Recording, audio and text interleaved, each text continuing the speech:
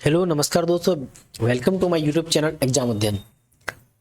TRL ये अभी एक विषय है, ये न्यूज़ में बना हुआ है क्योंकि अमेरिका के जो राष्ट्रपति हैं डोनाल्ड ट्रंप, इन्होंने इस फंडिंग को कम कर दिया है। तो इससे क्या है कि बहुत सारे जो संस्थान हैं वो या तो प्रभावित होने वाले हैं, होंगे, या उन पर असर दिखेगा आगे जा कर के। तो इसी को देखते हुए टॉपिक के बारे में जानकारी ले लेते हैं क्या चीज़ें। जो टीआरएल इसका फुल फॉर्म होता है टेक्नोलॉजी रेडीनेस लेवल। एक पैमाना होता है जिसका उपयोग किसी तकनीक की परिपक्वता या तैयार होने के स्तर का आकलन करने के लिए किया जाता है। क्या होता है, एक पैमाना है, ठीक है। जैसे अपन बोलते हैं 1 किलोमीटर 2 किलोमीटर, है ना, 5 सेंट, जैसे अपनी जो स्केल होती है ना, उस टाइप उससे मेजरमेंट करते हैं भाई कि 1 सेंटीमीटर 2 सेंटीमीटर हो गया। दूसरी टाइप से ये टीआरएल भी एक तकनीक की परिपक्वता को या जो तकनीक है उसको तैयार होने में कितना समय क्या कुछ लगेगा, कितना आकलन लग सकता है, उसमें कितना पैसा लगेगा, है ना, ये सब चीज़ें होती हैं, इससे नापी जाती हैं। तो एक कुछ इसके स्तर के बारे में देख लेते हैं। देखो, इसमें 1 से लगाकर 9 तक के स्तर होते हैं। 1 का मतलब है कि सबसे कम होता है और 9 का मतलब सबसे अधिक होता है। तो जो टीआरएल 1 वाला है वो अवधारणा मूल्यांकन या मौलिक सिद्धांतों का अवलोकन करता है, वो है ना, अवधारणा का मूल्यांकन या मौलिक सिद्धांतों का अवलोकन करता है। और जो टीआरएल 9 है सबसे ज्यादा है वो तकनीक का सफल व्यावसायिक परिनियोजन या पूरी तरह से तैयार होना ये बताता है। तो हर टीआरएल स्तर तकनीक के विकास की एक विशिष्ट पड़ाव को दर्शाता है, ठीक है। जैसे कि अभी यहाँ पे देखा ना अपन ने 1 to 9। 1 मतलब सबसे बेसिक चीज, एक कॉन्सेप्ट क्या है, ठीक है, उसका प्रिंसिपल क्या है उसका। और लास्ट वाले को फाइनल जब कंप्लीट प्रोजेक्ट हो जाता है, सफल व्यावसायिक परिनियोजन के बारे में बताता है।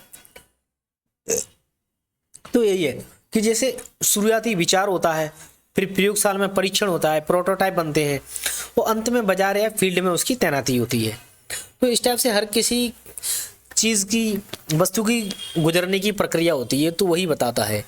यह प्रणाली खासकर विज्ञान और इंजीनियरिंग में उपयोग की जाती है। जैसे जीपीएस के बारे में बात करें तो जीपीएस ये टीआरएल के दिया हुआ अध्ययन है, ठीक है।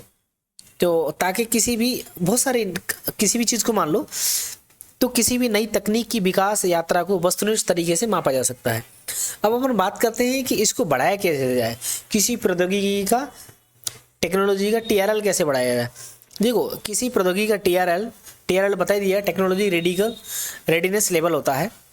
तो उसको बढ़ाने के लिए उसे विकास और परीक्षण के विभिन्न चरणों से गुजरना पड़ता है।